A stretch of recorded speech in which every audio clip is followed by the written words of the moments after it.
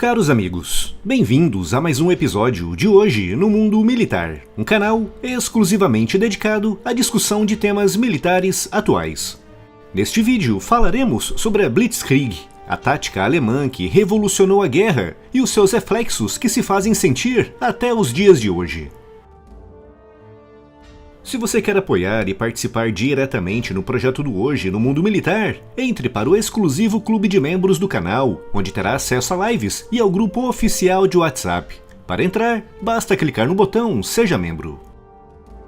Quando a Primeira Guerra Mundial terminou em 1918, os militares contavam com duas novas armas que prometiam revolucionar os combates: o avião, que tinha nascido poucos anos antes, e o blindado, que quando apareceu às mãos dos britânicos, espalhou o pânico e o terror entre as fileiras alemãs, capaz de avançar por cima de densos campos de arames farpados e por cima de trincheiras, praticamente imune às armas pessoais da época.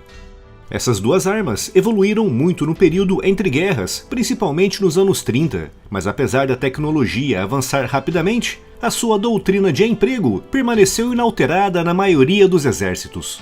Por exemplo, na União Soviética, na França e no Reino Unido, os blindados eram vistos como meros apoios, e por isso deveriam avançar ao mesmo ritmo dos soldados e espalhados em meio às formações de infantaria.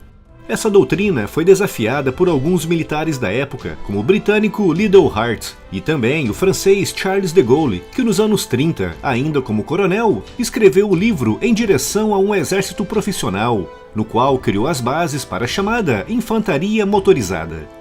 Mas tanto Liddell Hart como Charles de Gaulle foram ridicularizados nos anos 30 em praticamente toda a Europa, à exceção de um país, a Alemanha. Nos anos 30, Heinz Guderian, na época um oficial de baixa patente do exército alemão, compilou os trabalhos de Liddell Hart, de Gaulle e de outros teóricos e estrategistas, criando toda uma nova doutrina de emprego de blindados. Na visão de Guderian, os blindados não deveriam se rebaixar à função de suporte e deveriam ser autênticas pontas de uma afiada lança, atacando as defesas inimigas e abrindo brechas, que seriam depois preenchidas pela infantaria motorizada que seguiria logo atrás. Mas Guderian inovou ainda mais, identificando no rádio uma ferramenta essencial para a coordenação desses ataques rápidos. Ao contrário de países como a França e a União Soviética, onde apenas o blindado do comandante da formação tinha rádio, Guderian determinou que no exército alemão, todos os blindados, sem exceção, deveriam vir equipados com rádios completos, o que permitiria a troca rápida de informações no campo de batalha, aumentando muito a coordenação do ataque. E como se isso não bastasse, Guderian daria ainda um outro passo muito importante, ao determinar que os blindados e a infantaria deveriam atuar em íntima sintonia com a força aérea, tudo através do rádio. Tudo isso integrado, o avanço independente de grandes formações blindadas à frente da infantaria motorizada e a coordenação via rádio com a força aérea para a destruição de defesas mais complicadas, criou aquilo que se chamou na época de Blitzkrieg, uma palavra que em alemão significa guerra relâmpago. Só em termos de comparação, quando a Alemanha invadiu a França em maio de 1940, se um comandante de um blindado alemão precisasse de apoio aéreo para a destruição de uma defesa francesa, bastava enviar uma mensagem por rádio. Essa mensagem era retransmitida para o oficial local da Luftwaffe e no máximo 15 minutos depois, o alvo designado era atacado.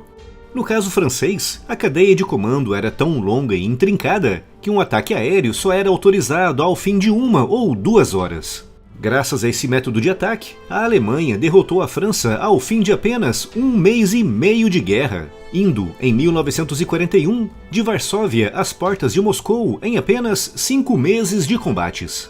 Em 1945, todas as principais potências militares tinham aprendido com a Alemanha e todos, sem exceção, tinham adotado esse método de combate, organizando as suas próprias formações blindadas independentes e motorizando praticamente toda a sua infantaria. Outra lição importante que a Blitzkrieg ensinou foi a de dar aos comandantes no terreno um elevado nível de autonomia. Naquela guerra, quando um comandante alemão na linha da frente solicitava um ataque, o seu oficial superior repassava a ordem, pois confiava no nível de treinamento e discernimento do seu subordinado. Mas, por exemplo, na União Soviética, uma ordem como essa tinha que, primeiro, passar pelo oficial político do Partido Comunista, e só então iniciava uma longa jornada na intrincada rede de hierarquia do Exército Vermelho de Stalin. Essa lição é seguida à risca hoje em dia pelas principais forças armadas de todo o mundo.